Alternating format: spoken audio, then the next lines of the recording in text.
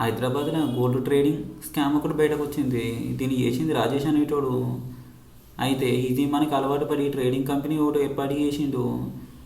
వీడు ఇక్కడతో ఆగకుండా హైదరాబాద్ నుంచి మొదలు పెడితే కర్ణాటక దాకా వాకింది.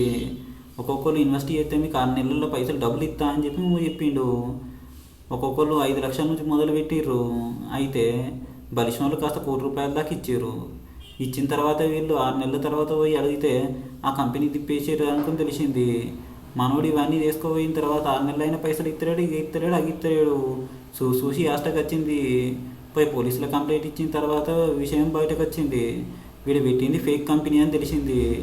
అంతేకాకుండా దీన్ని ఇన్వెస్ట్ చేసిన 500 మంది దాకా ఉన్నారు. 150 కోట్ల దాకా మంచిగా కమాయించింది మనోడు. అయితే ఇట్నే జరుపుకుంటూ పోతే తెలంగాణ, ఆంధ్రప్రదేశే కాకుండా కర్ణాటకకు కూడా వాకింది వీంది. వీని మోసం ఇంత పెద్దగా ఉన్న తర్వాత ఇది చూసిన వాళ్ళంతా నోట్ల మాట రావడకుండా పోయింది. ఏమరా నువ్వు మమ్మల్ని ఇంతగానో మోసం చేస్తావా అని అంటే వాళ్ళు ఒక ప్రశ్న అడుగుడు మర్చిపోయారు. ఏంటిది అని అంటే 6 నెలల్లో గోల్డ్ రేట్ ఎట్లా డబుల్ అవుతుంది అన్న క్వశ్చన్ మాత్రం వీళ్ళు అడగలేకపోయారు. ఈ ఒక్క క్వశ్చన్ కారణంగా మనోడు బాగానే చేసిండు. మనోడికి తెలుగు, హిందీ, ఇంగ్లీష్ మంచి కమ్యూనికేషన్ స్కిల్స్ ఉన్నాయట. ఆ కారణంగానే ఇంతమందిని కమాయించిండు. చూడాలి మరి 150 కోట్లు రికవరీ చేస్తారా చెయ్యరా అన్నది. చూసుకుంటూ కూర్చుంటే మరి ఇదో పెద్ద కేసే.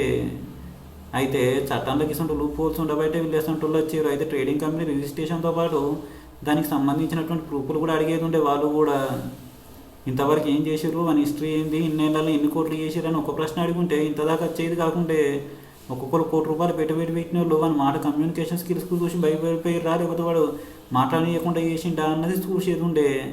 అయితే ఇప్పుడు తప్పు జరిగిన తర్వాత పోలీస్ స్టేషన్లో పోయి కూర్చుంటే మాత్రం ఏమవుతుంది?